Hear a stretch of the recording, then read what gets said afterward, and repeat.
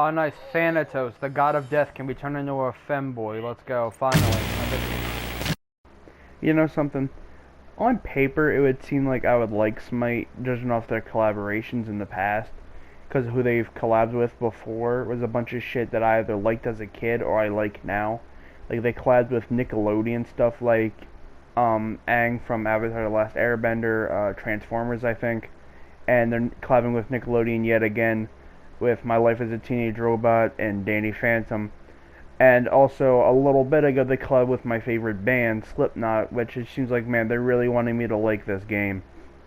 But even though they collab with things I love, God, I can't bring myself to like this fucking game, because Jesus Christ, it's just...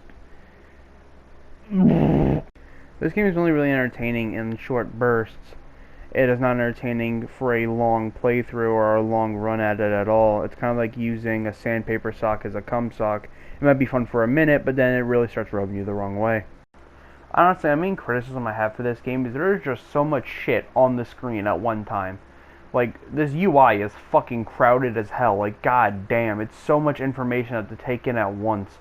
And then you have enemies attacking at the same time, so it's just like the senses get completely overwhelmed. And it's an absolute fucking nightmare to see what's going on.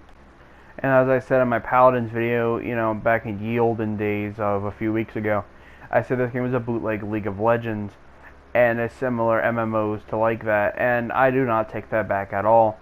This is just League of Legends, but they were too lazy to make original characters, so they just used different gods and legendary figures from different mythologies, which is pretty okay, I guess, but like at the same time, it's in murky waters, because there's a Hindu god in here, aka a god from the Hindu faith, which is still worshipped by a billion people in India and all over the world.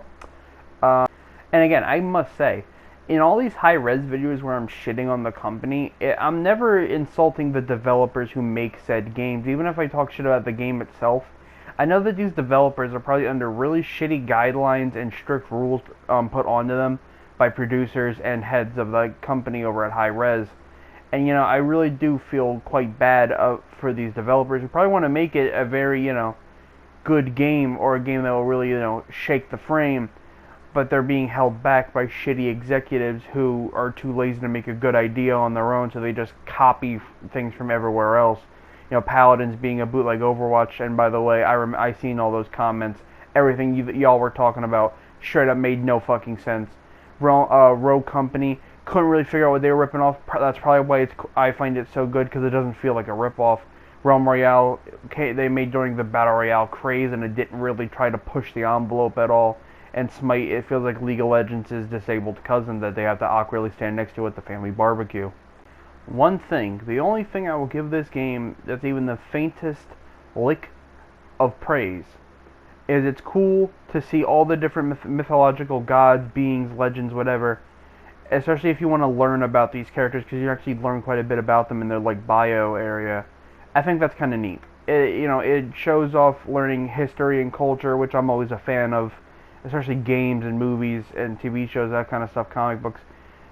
You know, teaching people stuff about history and cultures, even if those cultures are long since dead. I do find that quite interesting and quite cool. So, you know, that's the one bit of praise I'll give it. So, you know, now that I'm done talking about this game, and I talked about Realm Royale last video, and I'm still feel like shit and quite tired, let's fucking rank them up. So in the last place, it's honestly got to go to Realm Royale. At least with the other games, I found enjoyment out of it. Realm Royale was absolutely fucking boring as shit. No, not a lot of substance. Really felt like they made it just because Battle Royales were popping at the time, and then they just wanted to make a quick buck.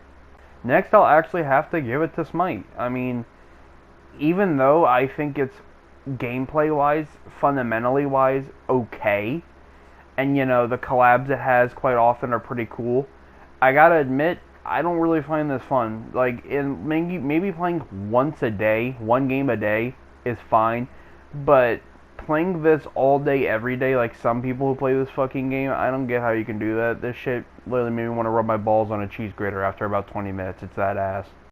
And begrudgingly, in second place is Paladins. Not any Paladins fans out there, don't get your hopes up. I'm not saying this game is good. It's just better than Smite and Realm Royale, which is kind of just fucking Angry Birds is better than those two games, to be honest, especially for long playthroughs. So, I'll give it that. It's second place. It wins it by default. And obviously, first place goes to Rogue Company, the only game they've made so far that is actually fun. Anyway, thanks for watching.